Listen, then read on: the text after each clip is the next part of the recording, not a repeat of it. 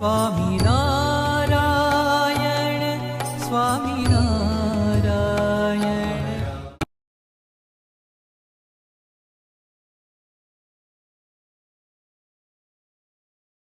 गुणातीतोऽक्षरं ब्रह्म भगवान् पुरुषोत्तमः जनो जानन्निदं सत्यं मुच्यते भवबन्धनात्।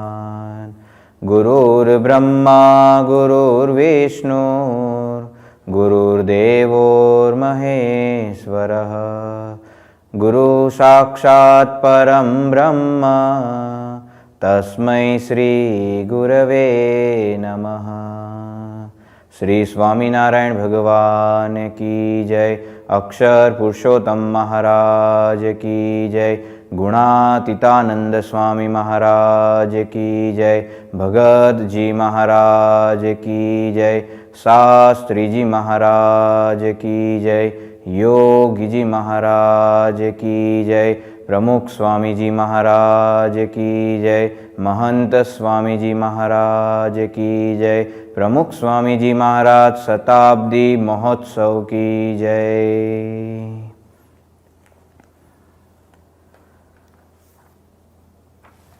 स्वामिनारायण हरे स्वामिनारायण हरे। वचनामृत गरुड़ा प्रथम प्रकरण का 35वां आत्मकल्याण के जतन का।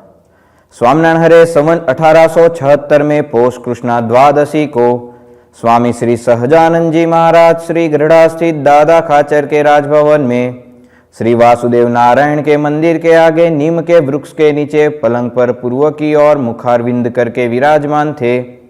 उन्होंने श्वेत वस्त्र धारण किया था।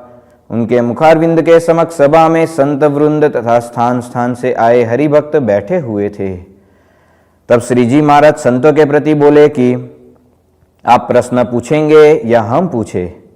तब संतों ने कहा, हे महाराज आप पूछिए। तब श्री जी महाराज बोले कि यदि किसी पुरुष में अल्प बुद्धि है तो भी वह अपने कल्याण के जो भी प्रयत्न है उनके पीछे नहीं हटता, तथा दूसरा पुरुष ऐसा है कि जिसमें बुद्धि तो अधिक है और वह बड़े बड़े व्यक्तियों की भी गलती निकालने की क्षमता रखता है, फिर भी वह कल्याण के मार्ग पर नहीं चल सकता। इसका क्या कारण है? मुनियों ने अपनी समझ के अनुसार उत्तर दिए, किंतु श्री जी महाराज ने उसमें शंकाएं उपस्थित की, अतः वे यथार्थ उत्तर नहीं दे पाए। फिर श्री जी महाराज बोले, अच्छा अब हम इसका उत्तर देते हैं। भले ही उस पुरुष में बुद्धि अधिक है, परंतु वह बुद्धि दूषित है। यही कारण है कि वह कल्याण के मार्ग पर नहीं चल सकता। जैसे भैंस का बढ़िया दूध हो और उसमें शक्कर मिलाई गई हो, किंतु उसमें यदि सर्प की लार गिर पड़े तो वह शक्कर मिश्रित दूध विष ही हो जाता है। उसे अगर कोई जीव पी ले तो उसका प्राणांत हो जाएगा। वैसे ही इसमें बुद्धि तो अधिक है, किंतु उसने किसी बड़े संत या परमेश्वर के प्रति दोष भाव रखा है, अतः यह अवगुण रूपी दोष उसकी बुद्धि में प्रवेश कर गया है, जो सर्प की लार के सदृश है। इसलिए वह कल्याण के मार्ग पर कैसे चल सकता है? यदि कोई उसके मुख से बात सुने तो सुनने वाले की भी बुद्धि सत्संग से विमुख हो जाती है। इस प्रकार ऐसी दूषित बुद्धि वाला जहां जहां जन्म लेता है वहां वहां भगवान अथवा उनके भक्तों से द्रोही करता है। और जिसकी बुद्धि इस प्रकार दूषित न हो और वह यदि थोड़ी ही हो तो भी वह आत्म कल्याण के लिए यत्न करने से पीछे नहीं हटता। तब मुक्तानंद स्वामी ने पूछा कि हे महाराज, वह दूषित बुद्धि वाला कभी भगवान के सम्मुख होता है या नहीं? तब श्री जी महाराज ने कहा कि वह तो कभी भगवान के सम्मुख होता ही नहीं है। फिर मुक्तानंद स्वामी ने पूछा कि हे महाराज, किसी भी प्रकार से ऐसी आसुरी बुद्धि न हो, उसका उपाय बताइए। तब श्री जी महाराज बोले कि एक क्रोध, दूसरा मान, तीसरी ईर्ष्या और चौथा कपट, इन 4 दोषों को परमेश्वर तथा संत के प्रति नहीं रखना चाहिए तो कभी भी उसकी आसुरी बुद्धि नहीं होती। यदि इन चारों में से एक को भी रखा गया तो जय विजय की तरह जो कि अधिक बुद्धिमान थे, फिर भी सनकादिक के साथ अभिमान करने के कारण वैकुंठ लोक से पतित होकर आसुरी बुद्धि वाले हो गए। इसी प्रकार उसकी भी आसुरी बुद्धि हो जाती है। जब आसुरी बुद्धि होती है तब भगवान और भगवत भक्त के गुण भी दोष जैसे दिखाई पड़ते हैं, और वह जहाँ जहाँ जन्म लेता है वहाँ वहाँ या तो वह शिव का गण होता है अथवा दैत्यों का कोई राजा होता है और वैर भाव से परमेश्वर का भजन करता है। भगवान स्वामीनारायण ये वचनामृत के अंदर हमें जो बात बता रहे हैं वो है कल्याण के जतन की। यहाँ पर ये वचनामृत में भगवान स्वामीनारायण की एक विशेषता हमें देखने को मिलती है, एक विलक्षणता देखने को मिलती है कि भगवान कितने सहज है, निखालस है। महाराज यहाँ पर वचनामृत की शुरुआत में संतों को कहते हैं कि आप प्रश्न पूछेंगे या हम पूछे। जब कोई बुद्धिशाली व्यक्ति या कोई कथाकार कथा करने के लिए आता है तो सामने वाले को कहता नहीं है कि आप प्रश्न पूछे, वो जो तैयारी करके आया होता है वो बोलना शुरुआत कर देता है। और आज हम समाज के अंदर देखते भी है, बड़े बड़े कथाकार होते, बड़े बड़े लोग होते, वो इसी के लिए तैयारी करके आते हैं। आईने के सामने खड़े होकर वो बोलने की प्रैक्टिस करते हैं कि मेरे हाव भाव कैसे है, कहाँ मुझे रुकना है, कहाँ मुझे जो है ऊंचा बोलना है, कहाँ मुझे हंसना है, कहाँ मुझे जो है ये एक दारिद्र्यता अपने अंदर दिखानी है। ये सारे भाव वो प्रयत्न करके आता है फिर बोलता है। लेकिन भगवान स्वामीनारायण कितने सहज है वो हमें पता चलता है। और दूसरा यहाँ पर ये देखने को मिलता है कि भगवान स्वामीनारायण ने हमारी जो सनातन परंपरा है, जो शैली है, वो प्रश्नोत्तर की शैली को ही यहाँ पर अपनाया है। उपनिषद के अंदर भी देखें तो ये प्रश्नोत्तर के माध्यम से ही ज्ञान का आदान प्रदान हुआ है। गीता के अंदर भी हम देखते हैं तो कृष्ण भगवान और अर्जुन जी के बीच में ये प्रश्नोत्तर के माध्यम से एक संवादिता रची जाती है। यहाँ पर भगवान स्वामीनारायण भी संतों परमहंसों के साथ, हरिभक्तों के साथ ये प्रश्नोत्तर के द्वारा एक संवादिता का सेतु बना रहे हैं। एक दूसरे के बीच में से जो अंतर है उसको मिटा रहे हैं कि किसी भी प्रकार का अंतर ना रहे, कोई संकोच ना रहे कोई भी प्रश्न पूछने के अंदर या कोई ज्ञान प्राप्त करने के अंदर। तो भगवान स्वामीनारायण ने यहाँ पर ये प्रश्न पूछा कि आप प्रश्न पूछेंगे या हम पूछे। लेकिन जो परमहंस सामने बैठे थे वो भी कोई सामान्य नहीं थे। कई बार हम क्या करते, हम भी हमारा ज्ञान प्रदर्शित कहाँ पर करते हैं कि जहाँ पर कोई हमसे कम ज्ञानी मिले वहाँ पर, यानी कि जिस फील्ड के अंदर हम आगे बढ़े हुए वहाँ पर कोई नया व्यक्ति आया हो तो उससे हम प्रश्न पूछ लेते हैं, या किसी के घर गए हो तो उनके बच्चों को प्रश्न पूछते हैं। लेकिन कोई बड़ों के साथ या कोई हमसे अधिक ज्ञानी हो उसके साथ हम चर्चा में नहीं जाते। लेकिन भगवान स्वामीनारायण के सामने जो संत परमहंस बैठे वो भी बड़े ज्ञानी हैं। ब्रह्मानंद स्वामी जैसे शतावधानी संत बैठे हैं, गोपालानंद स्वामी जैसे जो ग्रहों की दिशा को परिवर्तित कर दे ऐसे शक्तिशाली और ज्ञानी संत बैठे। नित्यानंद स्वामी जिनके लिए ऐसा कहा गया है कि उनको शास्त्रार्थ में हराना नामुमकिन था, कोई भी व्यक्ति आए उनको शास्त्रार्थ में हरा नहीं सकता था, ऐसे बुद्धिशाली व्यक्ति। मुक्तानंद स्वामी जैसे संत बैठे हैं, जो ऐसे संत थे कि जो कथा करे तो उनकी कथा में जो सामने बैठे हुए हरिभक्त होते थे उनके मन के अंदर यदि कोई प्रश्न हो रहा हो तो प्रश्न के समाधान बिना प्रश्न पूछे ही हो जाते थे। ऐसे ज्ञानी संत बैठे, उनको भगवान स्वामीनारायण कह रहे हैं कि आप प्रश्न पूछिए। ये कितना एक दूसरे के बीच में संवादिता का सेतु भगवान बना रहे, कोई भी प्रकार का जो है अंतर नहीं रखे। लेकिन यहाँ परमहंसों की भी ये बड़प्पन हमें देखने को मिलती है कि भगवान के आगे कभी भी अपना ज्ञान प्रदर्शित नहीं करना चाहिए, उनके पास से ज्ञान प्राप्त करना चाहिए। हमारा क्या होता है, हम सत्संग में भी जाते हैं लेकिन भरे हुए घड़े की तरह, घड़ा खाली हो तो उसके अंदर नया पानी हम भर सकते हैं, लेकिन जो घड़े के अंदर पहले से ही पूरा पानी से भरा हुआ हो उसमें कोई नया पानी आ सकता नहीं है। तो ये परमहंस सभी ज्ञानी थे, शास्त्रों के ज्ञाता थे, फिर भी वो ज्ञान प्राप्त करने के लिए इतने लालायित रहते थे। तो भगवान को कहते कि महाराज आप ही प्रश्न पूछिए, आप ही हमें ज्ञान प्रदान करिए। हमारा ज्ञान कैसा है कि कमरे में से, खिड़की में से बाहर आकाश को देखने जैसा है। खिड़की में से जब आकाश को देखते हैं तो छोटा सा, जितनी खिड़की की साइज होती है उतना हमें दिखता है, लेकिन भगवान का जो ज्ञान है, जो उनका दृष्टि है, वो तो समग्र ब्रह्मांड को देख सकती है। इसीलिए परमहंसों ने उनके पास से ज्ञान प्राप्त करने का ये प्रयत्न किया। और भगवान स्वामीनारायण के लिए तो ऐसा भी कहा जाता है कि भगवान स्वामीनारायण के पास कोई व्यक्ति 6 महीने तक कोई प्रश्न की तैयारी करके आया हो कि भगवान को ऐसा कठिन से कठिन प्रश्न पूछना है, 6 महीने उसकी तैयारी की हो, लेकिन भगवान स्वामीनारायण के लिए इतना सहज था कि घोड़ी के ऊपर बैठने में जितना समय लगता है उतने समय के अंदर तो प्रश्न का उत्तर दे देते थे। तो भगवान स्वामीनारायण भी शास्त्र के इतने ज्ञाता थे। तो यहाँ पर भगवान स्वामीनारायण ये वचनामृत के अंदर हमें हमारे आत्म कल्याण के लिए जतन करने की बात कर रहे हैं। यहाँ यानी कि जतन, कल्याण प्राप्त करने की बात कर रहे हैं। भगवान स्वामीनारायण ने कहा कि कल्याण का जतन, कल्याण को प्राप्त करना, यानी कि ये वचनामृत किसके लिए है?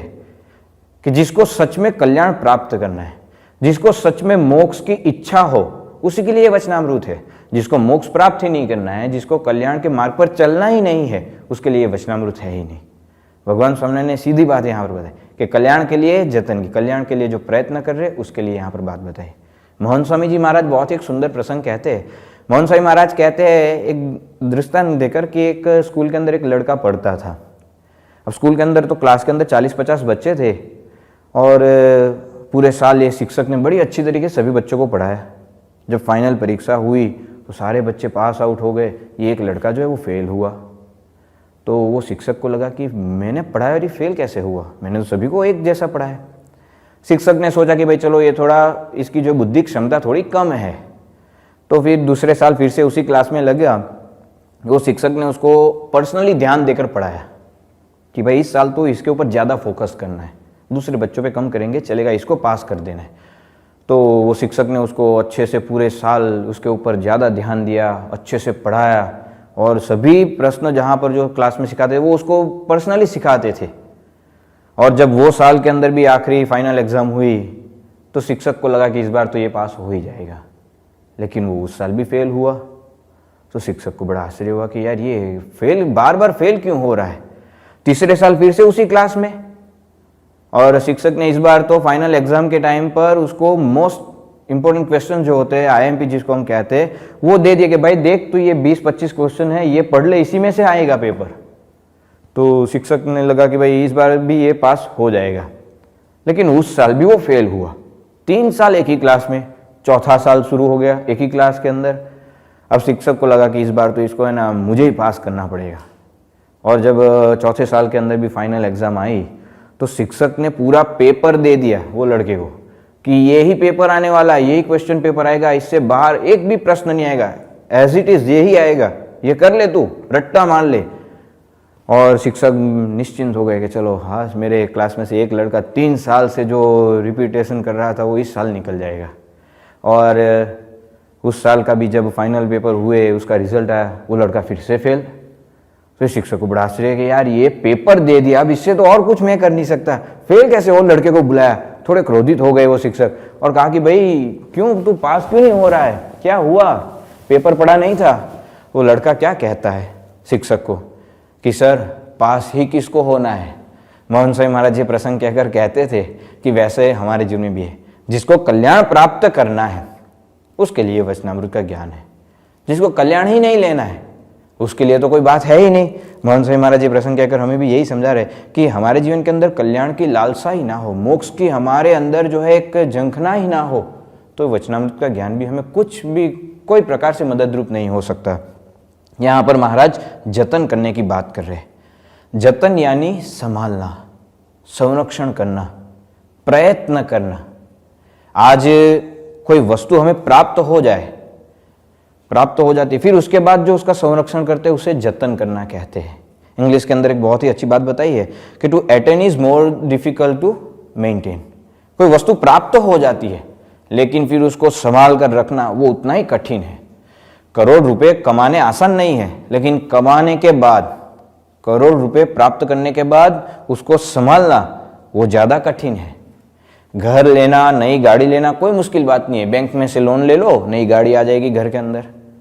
बैंक में से लोन ले ली, नया घर ले लेंगे, लेकिन वो नए घर को, नई गाड़ी को 2 साल 3 साल के बाद भी वैसा का वैसा ही रखना वो कितना मुश्किल हो जाता है। कई घरों के अंदर हम जाते हैं, सफाई भी नहीं हो पाती है, धूल की मिट्टी वैसी की वैसी पड़ी रहती है। तो कोई भी वस्तु प्राप्त करने के बाद उसका संरक्षण करना, उसी को जतन कहते हैं। उसको वैसा का वैसा रखना वो प्रयत्न है। स्पोर्ट्स के अंदर भी हम कोई फील्ड के अंदर चलते हैं, कोई भी गेम ले लो, आज टेबल टेनिस ले लो या बैडमिंटन ले लो या फिर कोई भी प्रकार का खेल ले लो, उसके अंदर एक बार गोल्ड मेडल प्राप्त हो जाता है मेहनत करने पर, लेकिन हर साल उसी गेम के अंदर गोल्ड मेडल को प्राप्त करना वो मुश्किल है। तो उसके लिए प्रयत्न, तो महाराज भी यहाँ पर आत्मा कल्याण के लिए प्रयत्न करने की बात कर रहे हैं।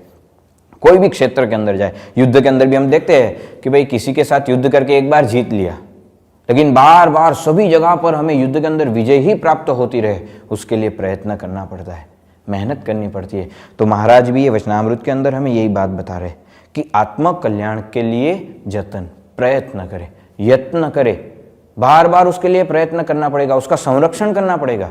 जिसे घर के अंदर हम कोई गोल्ड या फिर पैसे लेकर आते हैं तो फिर उसको हम कहाँ रखते हैं? कोई बाहर ऐसे ही रख देते दरवाजे के पास कि कोई बात नहीं, कोई नहीं ले जाएगा, दरवाजे के पास नहीं रखते उसे। हमारे कमरे के अंदर एक तिजोरी होती है, तिजोरी के अंदर एक छोटा सा लॉकर होता है, वो लॉकर के अंदर रखते हैं, लॉकर की चाबी अलग, तिजोरी की चाबी अलग, और वो दोनों चाबियों को अलग अलग जगह पर रखते हैं, एक साथ नहीं रखते कि चोर भी आए ना तो वो भी तोड़ ना पाए, ना ले जा सके।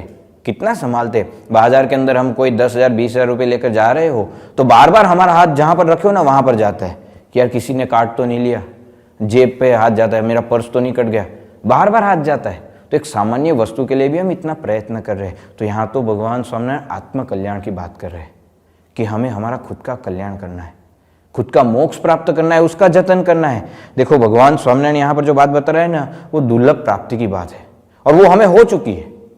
कल्याण का जतन करना है, इसका मतलब क्या हुआ कि कल्याण तो हमें मिल चुका है। भगवान स्वामीनारायण ने भी कहा है और हमारे गुरु परंपरा ने तो आशीर्वाद दिए ही है। प्रमुख स्वामी महाराज ने बार बार कहा है कि सत्संग मिला यानी हमारा कल्याण तो हो चुका है। मोहन स्वामी महाराज ने ये दिल्ली के अंदर ही हमें आशीर्वाद दिए थे कि स्टेज के ऊपर से पूजा के बाद कि यहाँ पर जो भी बैठे हो सभी का कल्याण तो हो चुका है, कल्याण तो हो चुका है, मिल गया है हमें। ऐसे सर्वोपरि भगवान श्री स्वामीनारायण मिले, ऐसे अक्षर ब्रह्म संत, ऐसे गुणातीत संत कि जिनकी बात भागवत के अंदर, जिनकी बात गीता के अंदर, जिनकी बात उपनिषद के अंदर बताई गई, ऐसे दुर्लभ संत की हमें प्राप्ति हुई, दुर्लभ ऐसे सर्वोपरि भगवान की प्राप्ति हमें हुई है, दुर्लभ सत्संग हमें प्राप्त हुआ। जो गुणादयन साईं ने अपनी बातों के अंदर बताया कि सत्संग प्राप्त होना अति दुर्लभ है, उसमें भी ऐसे भगवान प्राप्त होना वो तो उससे भी अति दुर्लभ है। ऐसे दुर्लभ संत और भगवान की प्राप्ति हमें हो चुकी है। अब करना हमें उनका जतन है, संरक्षण करना है, प्रयत्न करना है कि वो हमारे पास ही रहे, चला ना जाए, ये कल्याण के मार्ग से हम गिर ना जाए, कल्याण का मार्ग हमारा बंद ना हो जाए, उसके लिए प्रयत्न करना है। वो बात यहाँ पर भगवान स्वामीनारायण हमें समझा रहे हैं। भगवान स्वामीनारायण ने यहाँ पर प्रश्न ये पूछा कि भगवान स्वामीनारायण कहते हैं कि एक व्यक्ति ऐसा है कि जो उसके पास अल्प बुद्धि है लेकिन वो कल्याण के लिए प्रयत्न करता है, और दूसरा व्यक्ति ऐसा है जिसके पास बुद्धि तो अधिक है, बड़े बड़े व्यक्तियों में से कमियां निकाल कर दिखा दे, ऐसा बुद्धिशाली व्यक्ति है लेकिन वो कल्याण के मार्ग पर नहीं चल सकता। इसका क्या कारण है? आज हम ये बुद्धिशाली शब्द सुनते हैं ना तो हमारे मन के अंदर क्या आता है? तुरंत बुद्धि, जैसे ही बुद्धिशाली शब्द हम सुनते हैं तो हमारे मन के अंदर आता है कि अल्बर्ट आइंस्टाइन बुद्धिशाली, कुछ नया संशोधन करके दिया, कोई नई स्किल जिसके पास बहुत अच्छी हो तो हम उसको बुद्धिशाली समझते हैं कि भाई बहुत ही अच्छा गाना गा रहा हो तो हम बुद्धिशाली, कोई प्रतिभावान व्यक्ति देखे तो बुद्धिशाली समझते हैं, या फिर कोई नया संशोधन करके समाज को कोई प्रदान करे हम उसको बुद्धिशाली समझते हैं। कोई क्षेत्र के अंदर आगे बढ़ा हुआ व्यक्ति हो, कोई 100 के, 1000 और 1000 के लाख रुपए करके दे हमें तो हम उसको बुद्धिशाली समझते हैं। बड़े बिजनेसमैन को देखते हैं तो कहते हैं यार ये बड़ा बुद्धिवान है, बड़ा होशियार है, हम उसको बुद्धिशाली कहते हैं। अमेरिका के अंदर एक जनरल इलेक्ट्रिक करके कंपनी थी, वो कंपनी के अंदर एक बार जो है उनका मेन प्रोडक्शन मशीन जो था वो ख़राब हो गया, बिगड़ गया। जो कंपनी के अंदर काम करने वाले इंजीनियर थे उन्होंने भी बड़े प्रयत्न किए कि भाई इसको रिपेयर किया जाए, उन्होंने भी 3-4 दिन लगाए, खोला, फिट किया, लेकिन वो चल ही नहीं पा रहा था। उस समय के अंदर ये वहाँ के जो एक डॉक्टर थे, साइंटिस्ट थे, चार्ल्स स्टाइनमेंट, उनको बुलाया कंपनी वालों ने कि भाई इनको ही बुलाओ, फाइनल ये कुछ करेंगे। वो आए कंपनी के अंदर, उन्होंने वहाँ मशीन के पास गए, आधा पौना घंटा उसके आसपास घूमे, वो मशीन को देखा और फिर हैमर मंगवाई कि एक हथौड़ी लेकर आओ छोटी सी, और वो लेकर आए और उन्होंने उनको थमाई। वो अल्बर्ट जो चार्ल्स स्टाइनमैन थे उन्होंने वहाँ पर एक जगह पर जाकर वो हथौड़ी का वहाँ पर जो है उन्होंने घा के मतलब हथौड़ी को मारा और वो कहा कि मशीन शुरू करो। तो इंजीनियर थे कि ये पागल हो गए लगते हैं यार, 4 दिन से हम यहाँ पर लगे, 4-5 दिन से ये पूरा खोल कर फिट किया, कुछ समझ में नहीं आया, एक हथौड़ी मारने से थोड़ी शुरू होगा। उन्होंने कहा आप जाकर शुरू करो, और वो जाकर शुरू किया, मशीन स्टार्ट हो गया। सभी को आश्चर्य हुआ। वो चार्ल्स स्टाइनमैन जो थे वहाँ से फिर चले गए। दूसरे दिन ये चार्ल्स स्टाइनमैन ने वो कंपनी को उन्होंने अपना बिल भेजा $10,000 का, तो कंपनी वाले परेशान हो गए कि यार $10,000 एक हथौड़ी मारने गए, यदि ये काम इतने अच्छे और इतने पैसे मिल रहे तो सभी लोग हथौड़ी मारने में लग जाए।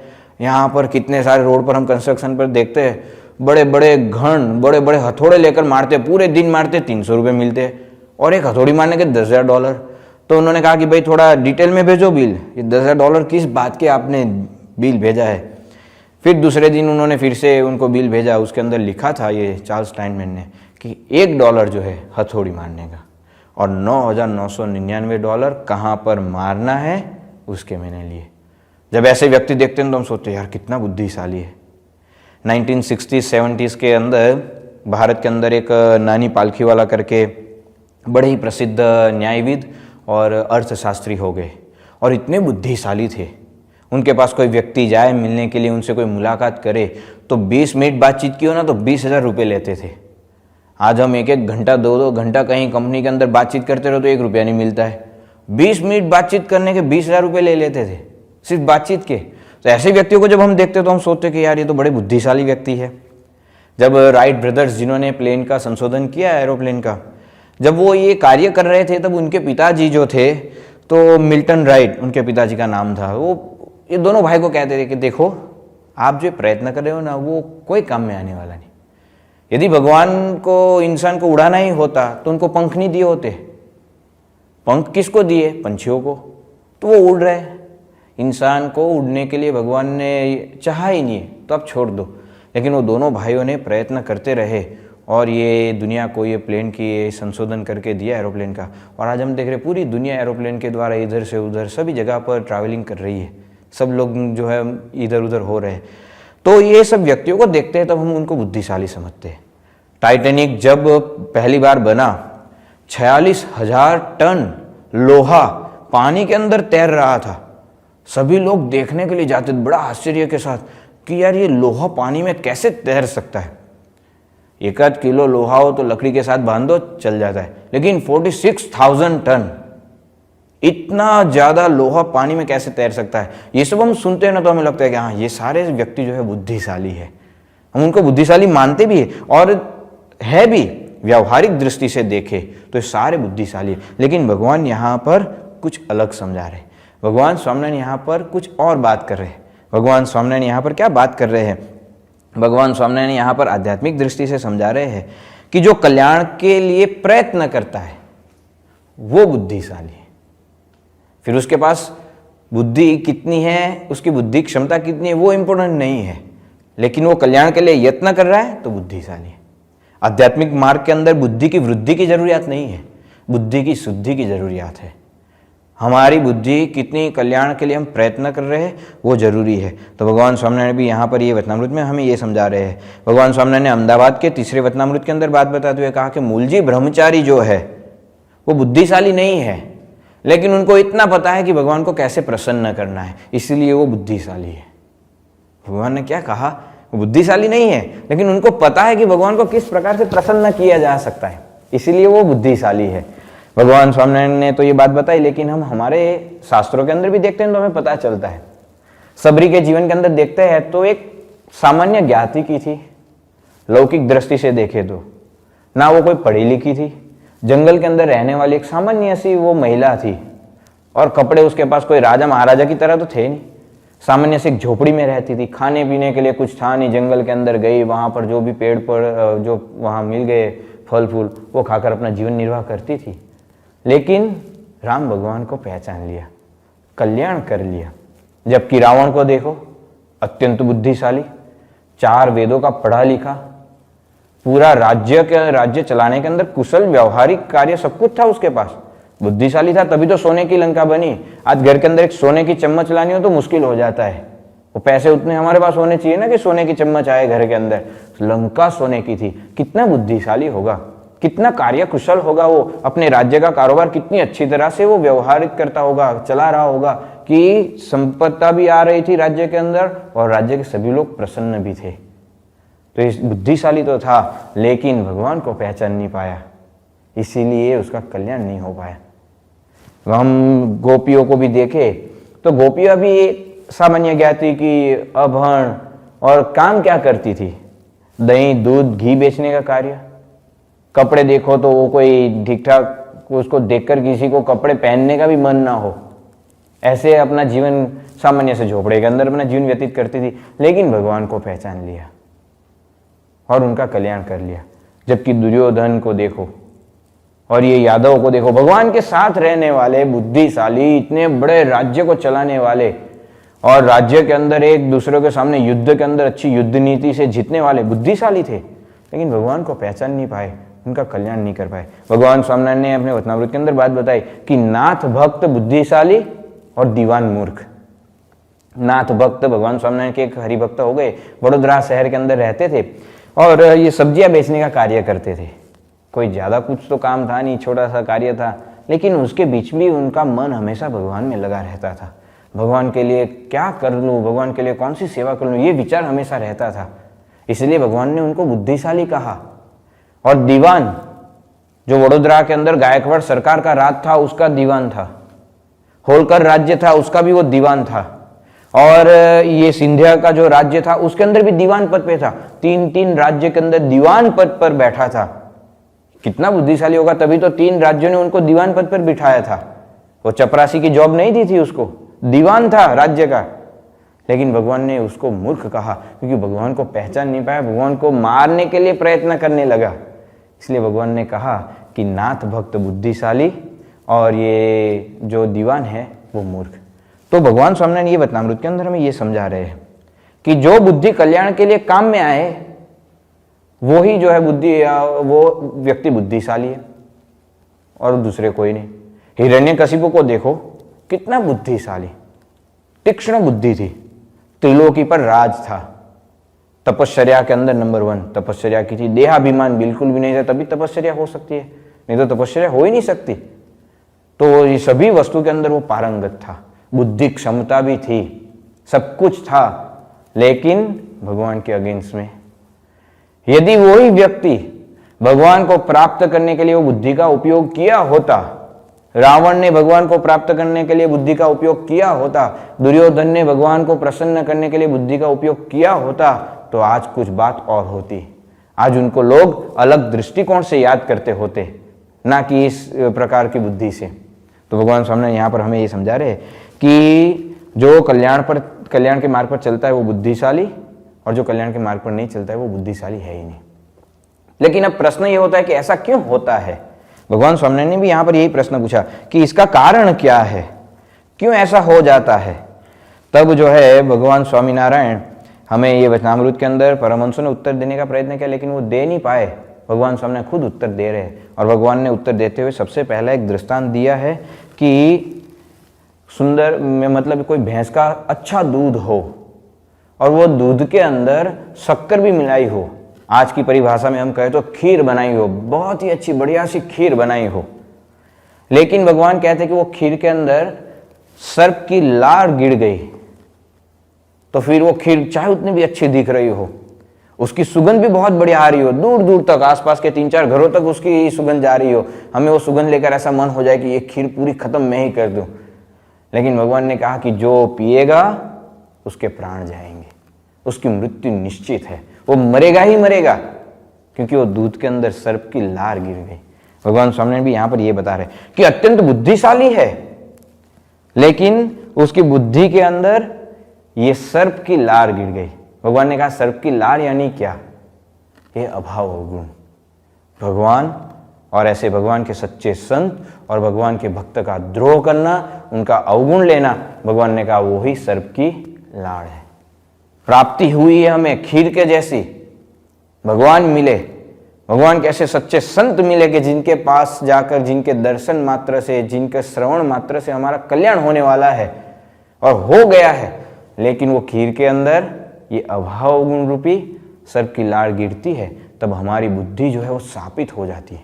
भगवान ने कहा वो बुद्धि दूषित हो जाती है, इसीलिए वो कल्याण प्राप्त नहीं कर सकता, वो खुद का कल्याण नहीं कर पाता है। तो भगवान स्वामीनारायण यहाँ पर कह रहे हैं कि यदि हमने किसी का अवगुण लिया, अभाव लिया, द्रोह किया, कोई भक्त का भी और कोई संत का भी या सत्पुरुष का द्रोह किया, तो भगवान कहते वो कल्याण के मार्ग से गिर गया, उसका कल्याण का मार्ग, मोक्ष का मार्ग बंद हो गया। फिर चाहे उतनी भी भक्ति क्यों ना कर ले, माला जाप कर ले, दंडवत कर ले, परिक्रमा कर ले, या फिर पैदल यात्रा कर ले, भक्ति कर ले, सत्संग सुन ले, घंटों तक सत्संग सुने, सालों तक सत्संग सुने, लेकिन भगवान ने कहा कि यदि उसने यह अवगुण ले लिया, द्रोह कर दिया भगवान और ऐसे भगवान के सच्चे संत का, तो भगवान कहते वो कल्याण का मार्ग उसका बंद हो गया, फुल स्टॉप लग गया, फिर उसका किसी भी प्रकार से कल्याण नहीं हो सकता। अन्य क्षेत्र कृतम पापम, कोई अन्य क्षेत्र में हम पाप करते हैं ना, तो कोई तीर्थ स्थान में जाकर जो है हम उसको मिटा भी सकते हैं, लेकिन तीर्थ क्षेत्र कृतम पापम वज्र लेपो भविष्यति, खत्म हो गई बात। यहाँ पर आकर आपने कोई ऐसा अभाव गुण की बात कर ली, सत्संग में आकर ये ऐसा दिव्य सत्संग हमें प्राप्त हुआ, उसके अंदर किसी का अभाव ले लिया, अवगुण ले लिया, द्रोह कर दिया, तो भगवान कहते हैं कि उसका कल्याण का जतन जो है वहाँ पर रुक गया, वो कल्याण का प्रयत्न वहाँ पर बंद हो गया, मार्ग ही बंद हो गया। तो भगवान स्वामी ने हमें ये बता रहे। निष्कुड़ानंद स्वामी ने अपनी एक पद के अंदर बहुत ही सुंदर बात बताई है, गुजराती के अंदर है, लेकिन वो बाद में हम समझेंगे। उसमें निष्कुड़ानंद स्वामी कहते हैं, जे बारणे थी बंध छूटिए ते बंधन करिए बारणु, जेने आधारे जीविए तेने न करिए मारणु। जेम कोई राखे अन्न पर रूषणो, वड़ी वारिसु राखे वैर, ते जन एम नथी जाणतो, जे हूँ जीवीश ते कई पैर। एम संत साथे राखी शत्रुता, वड़ी करे सुखनी आस, ते दिन थोड़े दुख पामसे, का कर तो नथी तपास। મળવું છે મહારાજને, રાખી સંત સંગાથે રોષ, નિષ્કુળાનંદ કહે એ નહીં બને, રાખે દેતા કોઈને दोष।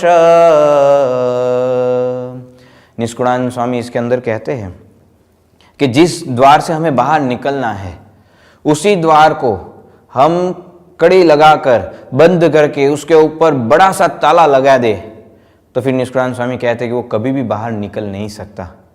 जो व्यक्ति अन्न के साथ ही वैर भाव कर लेता है, पानी के साथ, जल के साथ ही वैर भाव कर लेता है, वो व्यक्ति कैसे जीवित रह सकता है? उसकी मृत्यु निश्चित है।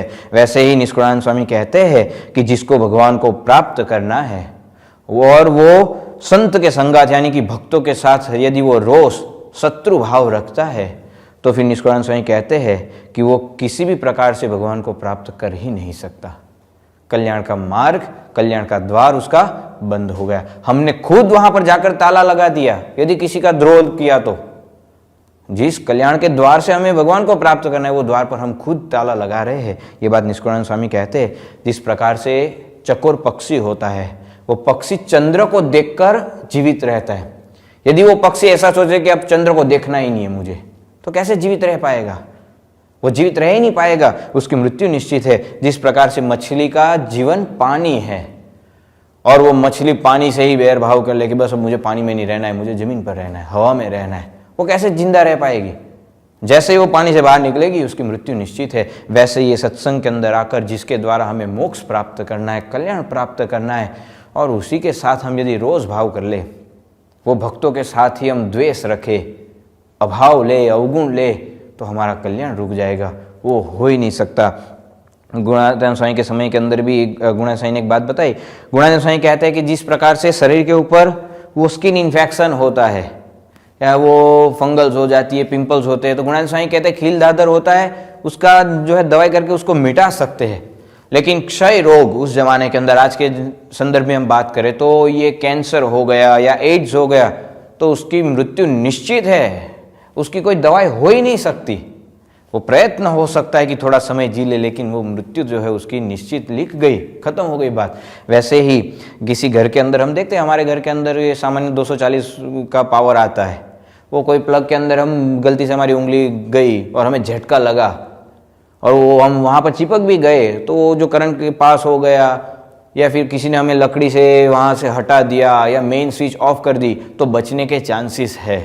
लेकिन 11 kV की जो लाइन जाती है उसके ऊपर हमने उंगली भी रखी ना, तो हमारी राख होना निश्चित है, वो होगी होगी, हमारी रक्षा हो जाएगी, कुछ नहीं बचेगा। तो वैसे ही भगवान स्वामिनारायण हमें ये बात समझा रहे हैं कि यदि सत्संग के अंदर आकर भी हमने कोई संत का या ऐसे सत्पुरुष का या कोई हरि भक्त का द्रोह कर दिया, अभाव ले लिया, अवगुण ले लिया, तो भगवान कहते हैं कि फिर कोई संत भी चाहे तो भी उसका कल्याण नहीं कर सकते। ये द्रोह कर दिया। हम देखते हैं कि चित्रकेतु राजा का बहुत ही सुंदर एक आख्यान आता है कि चित्रकेतु राजा को, भागवत के अंदर ये आख्यान आता है, चित्रकेतु राजा की करोड़ स्त्रियां थी और राजपाट था, बड़ा सा राज्य था। लेकिन नारद जी के वचनों से, उनका सत्संग सुनकर उनके जीवन के अंदर ऐसा वैराग्य उत्पन्न हुआ, भगवान को प्राप्त करने की एक ऐसी लालसा उनके जीवन के अंदर ऐसी उत्पन्न हुई और उन्होंने सब कुछ छोड़ दिया, राजपाट छोड़ दिया, करोड़ स्त्रियों को छोड़ दिया, सब कुछ छोड़कर निकल गए भगवान को प्राप्त करने के लिए। जब वो ये अपनी साधना कर रहे थे, उसी समय एक बार वो पसार हो रहे थे और सभी देवताओं की और ये अवतारों की जो है एक सभा हो रही थी, वहाँ पर वो आए और वो सभागार के अंदर जब वहाँ पर देखा उन्होंने, सभी लोग अपने अपने स्थान पर बैठे थे, लेकिन शिव जी को जब देखा तो शिव जी जहाँ बैठे जिस आसन पर, तो शिव जी की जंघा के ऊपर पार्वती जी बैठे थे और एक दूसरे के साथ जो है गले में हाथ डालकर बैठे थे। तो इनको इतना वो अजीब लगा कि ये क्या है यार, ये कोई देव है, ये कोई, इनको कोई देवता कह सकता है। वो उनके पास आए और ये जो शिव जी बैठे थे उनके साथ उन्होंने वहाँ पर जो है ना कहने की सब कुछ बात करना शुरू किया, उनका उपहास करना शुरू किया और अपमानित कर दिया कि भाई इससे अच्छा तो कोई सामान्य व्यक्ति, उसको भी पता चलता है कि कहाँ पर किस प्रकार से बैठना है। ये सभागार के बीच आप दोनों किस प्रकार से बैठे हो, ये कोई मर्यादा है? आपको कौन देवता कहता है, कौन आपको देव कह सकता है? और उनको जो मन में आया वो बोलने लगे और उनके कारण पार्वती जी ने उनको शाप दिया और उनको वृत्तासुर नाम के राक्षस का जन्म लेना पड़ा। कहाँ भगवान को प्राप्त करने चले थे, सब कुछ त्याग कर दिया था, कल्याण के मार्ग पर चल रहे थे, प्रयत्न कर रहे थे, साधना कर रहे थे, लेकिन एक अभाव, एक अवगुण और सारी साधना, सारे प्रयत्न को उन्होंने जो है पानी में मिला दिया, असुर बनना पड़ा।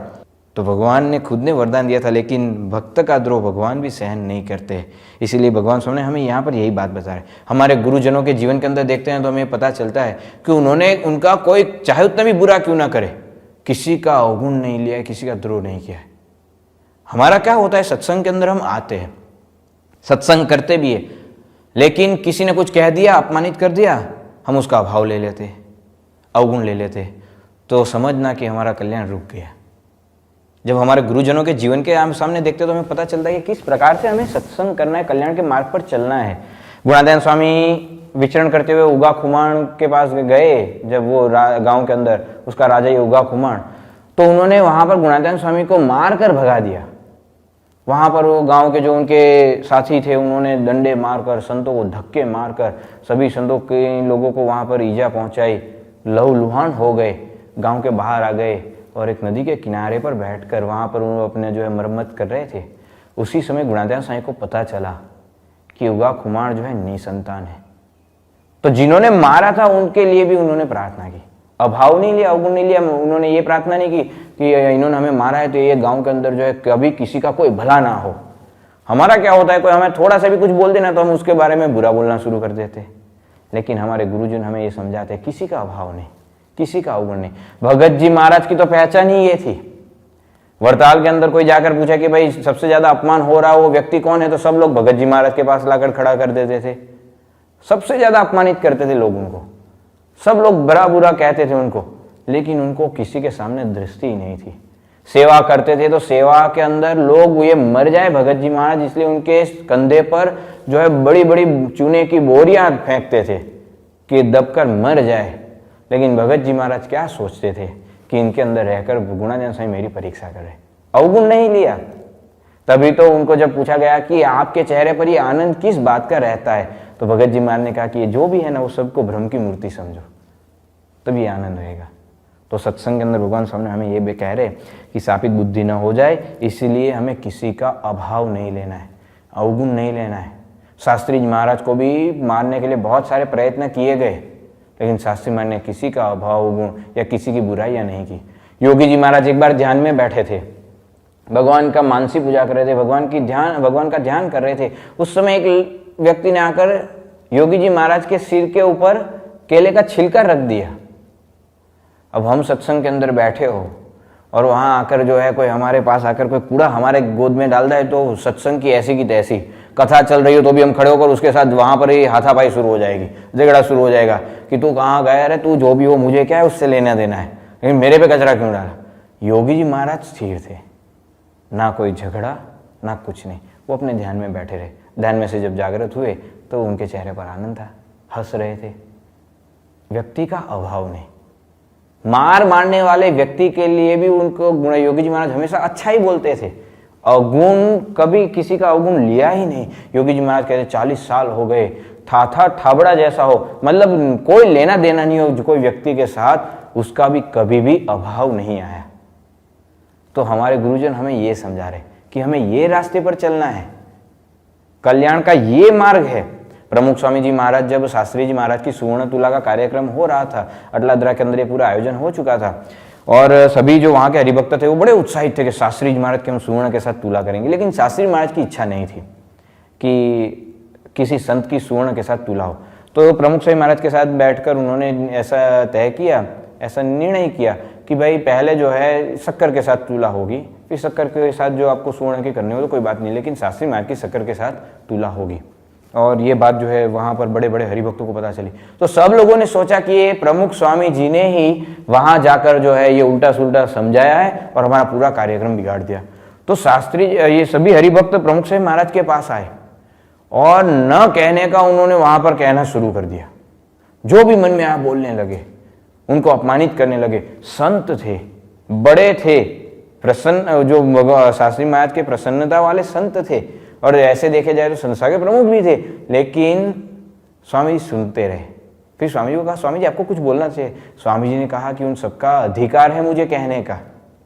देखो, अवगुण नहीं लिया, अभाव नहीं लिया किसी का कि भाई ये पता चलता है किसके साथ बात कर रहे हो, शास्त्री महाराज को जाकर मिलो या फिर ये सभी को जाकर मिलो, उन्होंने तय किया, मैंने तय ही नहीं किया है। हम कह देते, हम रुकते नहीं है और फिर मन के अंदर हमेशा के लिए हमारे उसके साथ जो है वो एक ग्रंथि बन जाती है कि भाई ये व्यक्ति ऐसा ही है। लेकिन प्रमुख स्वामी महाराज ने कभी किसी का अवगुण नहीं लिया। तो हमारे गुरुजन हमें ये समझाए, इस रास्ते पर हमें चलना है कि ये रास्ते पर चलेंगे, किसी का अवगुण नहीं लेंगे तो हमारी बुद्धि स्थापित नहीं होगी, और स्थापित बुद्धि नहीं होगी तो हम कल्याण और मोक्ष को प्राप्त कर पाएंगे। सिंपल सी बात है, कुछ नया नहीं करना है, कोई बड़ी साधना नहीं है, कोई हिमालय में जाकर रहना नहीं है, कोई जो है पंचाग्नि ताप कर हमें उसके बीच में बैठना नहीं है, कोई भगवान ने ऐसी साधना नहीं बताई कि आप खुले में रहो। जो परमहंसों को भगवान स्वामी ने नियम दिए थे, ऐसा कोई नियम हमें नहीं दिया है कि जहाँ पर कुत्ते की भी आवाज़ ना सुनाई दे वहाँ पर रहना है, खुले में रहना है और जो है भिक्षा मांगकर खाना है, पानी के अंदर डुबो कर सारे रसकस निकल कर खाना है। कोई साधना नहीं बताई, बस इतना करना है। कल्याण को प्राप्त करना है, मोक्ष को प्राप्त करना है तो इतना ही करना है कि किसी का भी अवगुण नहीं, भगवान और भगवान के संत का तो नहीं, लेकिन भक्तों का भी कभी भी किसी भी प्रकार का अवगुण नहीं लेना है, तो ही हम ये कल्याण मोक्ष प्राप्त कर पाएंगे। जैसे ये उत्तर दिया तो मुक्तानंद स्वामी वहां पर बैठे थे, उन्होंने प्रश्न पूछा कि महाराज ये दूषित बुद्धि वाला जो है, जिनकी बुद्धि स्थापित हो चुकी है, तो क्या उसका वो कभी भगवान के सन्मुख हो सकता है? नहीं। भगवान ने तुरंत बिना संकोच के कहा कि वो कभी भी भगवान के सन्मुख हो ही नहीं सकता है, हो ही नहीं सकता। वो चाहे उतना भी प्रयत्न करे, चाहे उतना भी यत्न करे कि मैं भगवान को प्राप्त कर लूँ, भगवान की प्रसन्नता प्राप्त कर लूँ या कल्याण को प्राप्त कर लूँ, वो कर ही नहीं सकता, ना वो प्राप्त कर सकता है। तो तुरंत मुक्तानंद स्वामी ने तीसरा प्रश्न क्या पूछा? मुक्तानंद स्वामी कहता कि महाराज तो फिर ऐसी आसुरी बुद्धि न हो, उसका क्या उपाय है? हम पता तो चल गया कि भाई ये रोग की कोई दवाई नहीं है, कैंसर की कोई दवाई नहीं है, एड्स की कोई दवाई नहीं है, लेकिन वो ना हो उसके लिए क्या करना है? जब क्योर नहीं हो सकते तो उसके प्रिकॉशन तो बता दो कि भाई ये किस प्रकार से हम इसके अंदर जीवित रह सकते हैं, ये रोग ना हो इसका क्या उपाय है? तो मुक्तानंद स्वामी ने भी भगवान स्वामी ने को यही पूछा कि महाराज ये जो है आपने कहा कि भाई ये स्थापित बुद्धि हो गई एक बार, फिर वो भगवान के सन्मुख हो ही नहीं सकता, और भगवान के सन्मुख नहीं हो पाएगा तो उसका कल्याण नहीं हो पाएगा। तो क्या करे ताकि हमारी बुद्धि स्थापित ना हो? भले ही थोड़ी बुद्धि हो हमारे पास, कोई बात नहीं, लेकिन स्थापित ना हो जाए, दूषित ना हो जाए, उसका क्या उपाय है? किसी का अवगुण ना आ जाए, उसका क्या उपाय है? तो भगवान स्वामी ने यहाँ पर बता रहे, भगवान स्वामी ने कहा कि एक क्रोध, दूसरा मान, तीसरी ईर्ष्या और चौथा कपट। इन 4 दोषों को परमेश्वर तथा संत के प्रति नहीं रखना चाहिए तो कभी भी उसकी आसुरी बुद्धि नहीं होगी। ये 4 वस्तुएं नहीं रखनी है जीवन के अंदर। वैसे भी हम कितना कुछ छोड़ते हैं। भगवान ने यहाँ पर ये बात बताई कि क्रोध, मान, ईर्ष्या और कपट, ये चारों के अंदर जो मान है ना, वो मुख्य है, वो मेन दोष है। योगी जी महाराज ऐसा कहते थे कि मान जो है ना, वो सुपरिटेंडेंट दोष है। भगवान स्वामीनारायण ने भी यही बात बताई है। भगवान स्वामीनारायण ने वचनामृत के अंदर कहा कि एक बार मान आ गया ना, उसके पीछे सारे दोष आते हैं। वो सारे दोष, कोई दोष बाकी नहीं रहता, सब दोष वहां पर आकर घर करके रहते हैं। Buy one get all free, सारे दोष वहां पर कोई ऑफर नहीं है कि buy one get one free, buy one get two free, सारे दोष आकर रहते हैं। और ये मान एक दोष निकल जाए तो कोई दोष हमारे अंदर नहीं रहते। हमारा मान सत्संग के अंदर भी रहता है, घर के अंदर रहता है, बाहर तो रहता ही है, वहाँ पर तो उससे नुकसान होता ही है। मान के कारण कितना सारा नुकसान कई बार हम हमारी जॉब के अंदर भी भुगतते हैं ना। जॉब के अंदर भी किसी ने, हमारे बॉस ने हमें कुछ बोल दिया और हम लगे यार मुझे बोला, पता है मैं कौन हूँ, और हम बॉस के साथ झगड़ा कर दे तो जॉब चली जाती है, छोड़ देना पड़ता है, निकाल देते। तो मान लौकिक रूप से भी नुकसान तो करता ही है। मान लौकिक रूप से घर के अंदर भी आज हम देखते तो मान का प्रश्न है, मैं बड़ा, मुझे क्यों नहीं पूछा, मुझे पूछ कर करना चाहिए ना, और झगड़े, 2 भाई अलग हो जाते हैं। पति पत्नी के बीच में भी मान, अहंकार का ही प्रश्न है ना, कि मैं कहूँ वैसा ही होना चाहिए। मेरा ईगो जो है ना, वो सभी को बर्बाद कर रहा है। लौकिक दृष्टि के अंदर भी देखे तो व्यावहारिक दृष्टि में भी नुकसान कर रहा है। तो आध्यात्मिक दृष्टि के अंदर भी भगवान स्वामीनारायण यहाँ पर ये बात बता रहे कि कल्याण के मार्ग पर यदि चलना है और स्थापित बुद्धि नहीं करनी है, दोषित बुद्धि ना हो, उसके लिए 4 वस्तु को निकालना पड़ेगा, जीवन में से हटाना पड़ेगा। छोड़ते तो सभी जगह पर, यहाँ पर भी ये छोड़ना है। ये 4 वस्तुएं यदि हमारे जीवन में से निकल गई तो भगवान स्वामीनारायण कहते हैं कि हमारे जीवन में से ये बुद्धि कभी दोषित हो ही नहीं पाएगी। महाराज ने यहाँ पर एक दृष्टांत दिया कि जय और विजय का। ये जय विजय जो है, वैकुंठ लोक के अंदर भगवान के द्वारपाल थे, पार्षद थे, भक्त थे भगवान के, और भगवान के साथ रहते थे। लेकिन एक बार वहां पर वैकुंठ लोक के अंदर जो है सनकादिक ऋषि यानी कि ब्रह्मा जी के 4 मानस पुत्र थे, सनक, सनंदन, सनातन और सनत कुमार। ये चारों पुत्रों को ब्रह्मा जी ने, जब उनका प्रादुर्भाव हुआ, उन्होंने अपने नाक के द्वारा ये चारों मानस पुत्रों का सर्जन किया था। और ब्रह्मा जी ने कहा कि भाई आपको जो है चारों को ये सृष्टि का सर्जन करना है, सर्जन करने का कार्य आप चारों को संभालना है।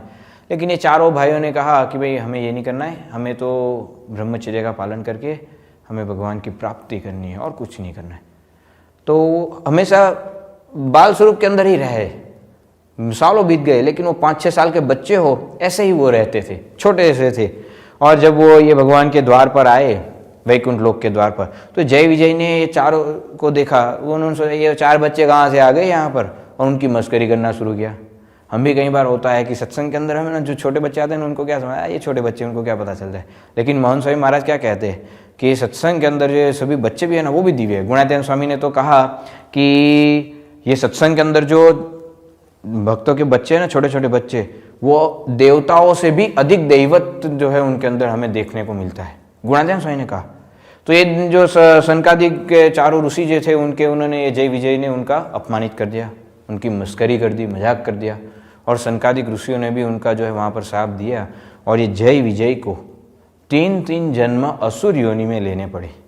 कहाँ भगवान के पास रहते थे, उनके साथ रहते थे, लेकिन मान, खुद के मान, अरे मैं ज्ञानी, मैं भगवान का भक्त, और ये कौन आ गए, उनका अपमान कर दिया। उनको उसकी वजह से भगवान स्वामी ने यहाँ पर ये दृष्टांत समझाया हमें। वैसा ही हमारे सत्संग के अंदर भी कई बार हो जाता है। सत्संग के अंदर भी आते हैं, वहाँ पर हमारे मान के कारण हम सत्संग को छोड़कर चले जाते हैं। सत्संग के अंदर हम आते तो है, हमारी ओर से सेवा हो कि भाई आज सभी की ओर से भंडारे की सेवा जो है ये व्यक्ति की ओर से, लेकिन हमारा नाम ही न बोले। हर संडे को सभी का नाम बोला जा रहा हो, और जब हमने सेवा की हो तभी हमारा नाम ना बोले, तो हमें लगता है कि अब दूसरी बार कोई सेवा करे वो दूजा, मैं नहीं, सत्संग के अंदर मैं नहीं आऊँगा।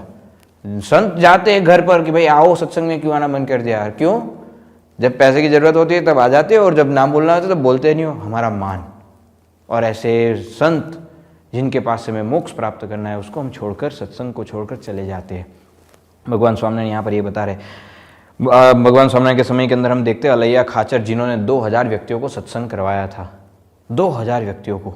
कोई उस समय पर ऐसी सुविधा नहीं थी। आज देखो हमें कोरोना की वजह से, कोरोना वायरस की महामारी की वजह से हम सब घर पर बैठे हैं, लेकिन घर पर बैठकर भी सत्संग सुन सकते हैं, भगवान की बातें हम सुन सकते हैं। आज हमारे पास ऐसी टेक्नोलॉजी है, उस समय में कोई ऐसी टेक्नोलॉजी नहीं थी, कोई किसी को फ़ोन नहीं कर सकता, ना फ़ोन था, ना व्हाट्सएप था, ना फेसबुक, ना मैसेज, कुछ नहीं था। उस समय में एक एक व्यक्ति को जाकर पर्सनली बैठकर सत्संग करवाना पड़ता था। उस समय 2000 व्यक्तियों को सत्संग करवाया था, लेकिन दूध के अंदर ये मान रूपी सर्प की लाड़ गिरी। दूध खीर थे उनके पास, भगवान थे, लेकिन उसके अंदर ये जो मान रूपी सर्प की लाड़ गिरी तो वो पूरा दूध जहर हो गया। भगवान को छोड़कर चले गए, फिर कभी सत्संग के अंदर वापस नहीं आए। 2000 को सत्संग कराने वाले छोड़कर चले गए, और भगवान ने कहा कि वो खीर जो भी खाएगा उसकी भी मृत्यु निश्चित है। अब इनको जहर लगा था तो 2000 को सत्संग करवाया, उससे ज़्यादा उन्होंने सत्संग से लोगों को पीछे हटा दिया। तो इसीलिए महाराज यहाँ पर ये बात हमें बता रहे। पूर्णानंद स्वामी करके भगवान स्वामीनारायण के अंदर एक संत हुए, वो भगवान स्वामीनारायण की चाल को देखकर कि ये चाल अलौकिक है, कोई सामान्य व्यक्ति की चाल नहीं है, जो व्यक्ति को चाल से पता चल सकता था, और उन्होंने अपना सब कुछ छोड़कर भगवान के पास संत बने थे। लेकिन एक बार ऐसे ही सत्संग सभा बैठी थी और सब लोग बैठ गए थे, पूर्णानंद स्वामी पीछे से आए, उन्होंने देखा कि मेरी जगह ही नहीं बची, मैं इतना बड़ा संत, इतना त्याग वैराग्य, और मेरे लिए जगह नहीं छोड़ी। तो बैठे नहीं, पीछे खड़े रहे, आगे भी नहीं आए, बैठे ही नहीं, खड़े रहे, पूरा सत्संग खड़े खड़े सुना। कई बार हमारा भी ऐसा होता है, लेकिन वो चलो परवशता के कारण कि भाई अब क्या करें, हम तो सामान्य से, हम कौन बिठाएगा। लेकिन ऐसा नहीं था, ये वहाँ पर ये सोचकर खड़े थे कि मुझे किसी ने बिठाया नहीं, मेरी जगह नहीं छोड़ी, कोई मुझे लेने के लिए नहीं आया कि आइए आप यहाँ पर बैठिए। इतना उनको बुरा लगा, और भगवान स्वामीनारायण ने उसके ऊपर नमक छिड़का। जब सत्संग खत्म हुआ, फिर भगवान स्वामीनारायण ने एक प्रश्न पूछा। भगवान ने कहा कि भाई किसी ने मान की मूर्ति देखी है? तो सब लोग सोच में पड़े, यार मूर्ति तो काष्ठ की होती है, पत्थर की होती है, चित्र प्रतिमा की होती है, ये मान की मूर्ति कैसी होती है? तो सब लोग सोच रहे। उस समय पर भगवान स्वामीनारायण ने निर्देश करते हुए कहा कि वो देखो जो पीछे खड़े हैं ना पूर्णानंद स्वामी, वो मान की मूर्ति है। और उनको इतना बुरा लगा कि जो चाल देखकर भगवान को पहचान गए थे, वही भगवान को छोड़कर चले गए। खीर के अंदर, दूध के अंदर ये लाड़ गिरी सर्प की, भगवान को छोड़कर चले गए, फिर कभी वापस नहीं आए। गुणानंद स्वामी के समय के अंदर हरखा पटेल को देखते हैं, पैर धोने को कहा गुणानंद स्वामी, कहाँ ज़्यादा कुछ कहा था, पैर धोने को ही तो कहा था, लेकिन वो पैर धोने की वजह से गए, वो गए। गुणानंद स्वामी दूसरे दिन भेजा हरिभक्तों को, भाई जाओ कर बुला कर लाओ, क्यों नहीं आए? उन्होंने कहा गुणानंद स्वामी को कहना कि पटेल अभी पैर धो रहे, जब पैर धुल जाएंगे तो आ जाएंगे, अभी तक नहीं आए, पता नहीं कितने पैर धो रहे हैं। हमारा भी कई बार ऐसा होता है, वो तो पैर धोने के कारण गए, हमारा कई बार प्रसाद के कारण हम चले जाते हैं। मुझे प्रसाद नहीं मिला, सत्संग छोड़ दिया, अरे जब प्रसाद ही नहीं देना मैं क्यों जाऊँ, सत्संग के अंदर सबको देते, मुझे नहीं देते प्रसाद के कारण, उनकुट का प्रसाद मुझे नहीं मिला, या फिर ये कार्ड मुझे नहीं मिला, इन्विटेशन कार्ड सबको दिया, मुझे नहीं दिया। कार्ड की वजह से हम सत्संग छोड़ देते हैं, ये प्रसाद की वजह से सत्संग छोड़ देते हैं, या फिर स्टेज के ऊपर नहीं बुलाया तो सत्संग छोड़ देते हैं, हार पहनाने के लिए नहीं बुलाया सत्संग छोड़कर चले जाते। कल्याण के मार्ग पर हम खुद फुल स्टॉप लगाते हैं, कोई और लगा ही नहीं सकता है जब तक हम नहीं चाहे। तो भगवान स्वामी ने वचनामृत के अंदर ये बात बताया। जबकि हम कईयों को देखते हैं, ब्रह्मानंद स्वामी जिन्होंने वड़ताल का मंदिर बनाया, 12 रुपए दिए थे भगवान स्वामी ने, कहा कि जाओ मंदिर बनाओ। अब 12 रुपए में कौन सा मंदिर बनता है? लेकिन ब्रह्मानंद स्वामी वहां पर गए, उन्होंने सभी को सत्संग करवाया, ऐसे निष्ठावान भक्त तैयार किए, वो भक्तों ने अपना समर्पण करके वहां पर ऐसा भव्य मंदिर बनाया कमलाकार। जब हम आकाश से टॉप व्यू देते हैं, स्काई व्यू लेते हैं, तो कमल आकार में वो फूल खिला हो, इस प्रकार से वो पूरा मंदिर बनाया है। लेकिन जब मंदिर की प्रतिष्ठा की बात आई, भगवान स्वामी ने कहा ब्रह्मानंद स्वामी आपको यहाँ से चलना है, मुड़ी जाना है, यहाँ पर रहना नहीं। अरे महाराज जी मैंने मंदिर बनाया है, आपको पता भी आपने 12 रुपये दिए थे, कोई प्रश्न नहीं, चले गए। देखो ऐसी निर्दोष बुद्धि हो जाए तो भगवान कहते ये मान निकल जाए, ईर्ष्या निकल जाए, कपट निकल जाए, ये क्रोध निकल जाए, तो भगवान ने कहा कि हमारी बुद्धि कभी दोषित हो ही नहीं सकती। और जब बुद्धि दोषित नहीं होगी, शापित नहीं होगी, तो कल्याण के मार्ग से हम गिरेंगे ही नहीं। हमारा कल्याण कोई रोक ही नहीं सकता है, दुनिया की कोई ताकत नहीं है जो हमारा कल्याण रोक पाए। तो भगवान सामने ने वचनामृत के अंदर में ये बात बताई। मुक्तान स्वामी ने एक बात, निष्कारण स्वामी ने एक बात भी ये बताइए कि सोधी આવ્યો તું સત્સંગ મારે ભજવા ને ભગવાન, આવ્યો તઈએ તારા અંગ મારે નહોતા મોટપ માન, સૌ સંતને શીશ નામતો રે થઈને દાસાનું દાસ, ગુણ ગોવિંદજીના ગાવતો રે જગથી થઈ ઉદાસ, એહ ગયું તારી ગાંઠનું રે બીજું પેઠું પાપ, લઈ લીધું લખણ લાઠનું રે અવળું કર્યું आप। यहाँ पर क्या कह रहे हैं निष्कारण स्वामी कि जब हम सत्संग के अंदर आए थे ना, तो सबके दास बने फिरते थे। एक ऐसी गरज थी हमें कि ये सत्संग के अंदर मुझे भगवान को प्रसन्न कर लेना है। मोहन साहिब महाराज को प्रसन्न करने के लिए मैं क्या क्या करूं, व्रत कर लूं, उपवास कर लूं, या फिर जो है इतने परिक्रमा कर लूं, ये मंत्र लेखन कर लूं, ये सिद्धांत गानम याद कर लूं, या फिर सहजानंद नामावली के पाठ याद कर लूं, ये सारा कुछ हम करते थे। लेकिन जैसे जैसे सत्संग के अंदर हमारा समय व्यतीत होता जाता है, हम एक दूसरे के अभाव गुण के अंदर, एक दूसरे की बुराइयों को देखने के अंदर लग जाते, और फिर भगवान कहते हैं कि तभी उसकी बुद्धि दूषित होना शुरू हो गई। और जब बुद्धि दूषित हुई, स्थापित हुई, तो भगवान कहते हैं कि उसका कल्याण रुक गया। तो भगवान स्वामी ने ये वचनामृत के अंदर बहुत ही सरलतम भाषा के अंदर बिल्कुल सिंपल रास्ता बताया है। ये कल्याण तो आपको मिल चुका है, हम सबको, आपको और हमें सबको कल्याण मिल चुका है। कल्याण का कॉल भगवान ने खुद ने दिया है। भगवान ने कहा कि जो मेरा भक्त होगा उसको अंतकाल में मैं खुद लेने के लिए आऊंगा। खत्म हो गई बात। अब कौन सा हमें दूसरा और चाहिए वस्तु?